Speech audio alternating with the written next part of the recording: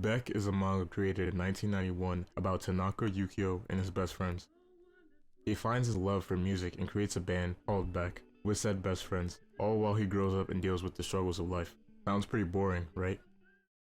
I've fallen in love with it. I love everything about it, and dare I say it, it's quickly become one of my favorite mangas of all time. But how? Usually, when you ask someone about their favorite manga, they say something that has action, something that has adventure, not a slice of life. I don't mean to disrespect the slice of life genre, but usually they have nothing to offer. There are some great slice of life manga out there, but they usually don't compare to anything like One Punch Man or Bleach. So what makes Beck different? Beck has some of the best world building I've ever seen in any manga. The story not only takes place in Japan, but it also takes place in other parts of the world, like America. It has a lot to do with the plot, which I'll discuss later in the video. The characters were also a great addition to this manga. Often in manga, the characters seem, well, unrelatable. Too often we see the same black-haired, nonchalant, overpowered trope in the main character. I bet you $100 that if I click on all these characters, they're gonna have brown hair. I mean black. Right. Alright, another one. Another one! Another one. They're characters the viewer can project themselves onto with no real substance. Sometimes, it can be done well, but it's overplayed. Nobody wants to see them anymore. That's why it's always relieving to have a down-to-earth character like Tanaka. He does have black hair, but he's pretty ugly and unlikable. Not unlikable in a bad way, but in a way where most people in the story don't like him. He has his nerdy interests, like everybody else in the world. He's awkward, clumsy, worst of all he can barely speak to girls. That's what I like to see.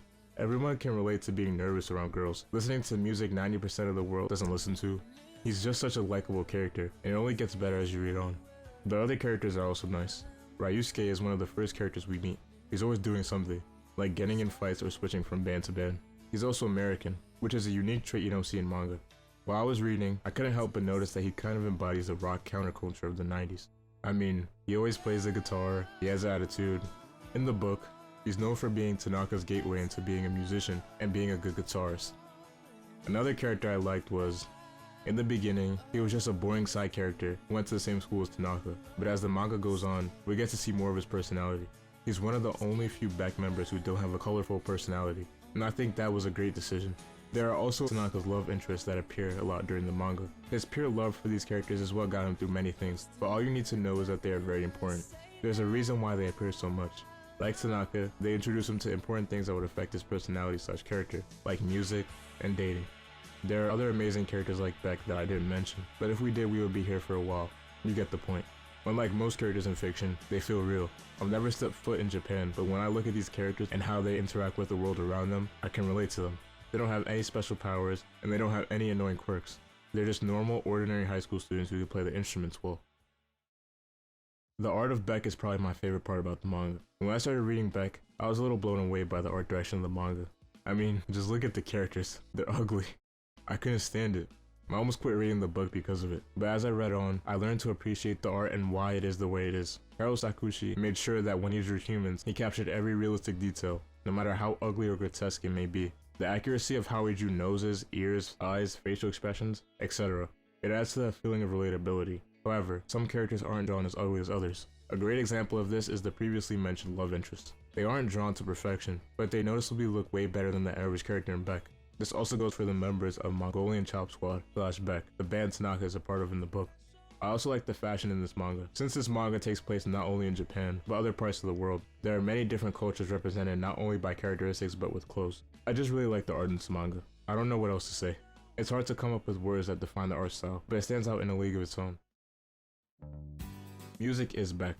Without music, there would be no Beck. Through music, Tanaka can explore the world. At the beginning of the book, we see our first glimpse into the world of music. Tanaka is a fan of Kiyoshi Kemi, an artist he listens to when he needs something to pick himself back up when he's down. As he meets more people and explores underground concerts, he finds himself listening to more music, especially the Dying Breed. As we see him evolve and grow as a person, so does his taste in music and his talent in music as well. Music becomes his life. He explores different cultures, instruments, etc., all through the power of music.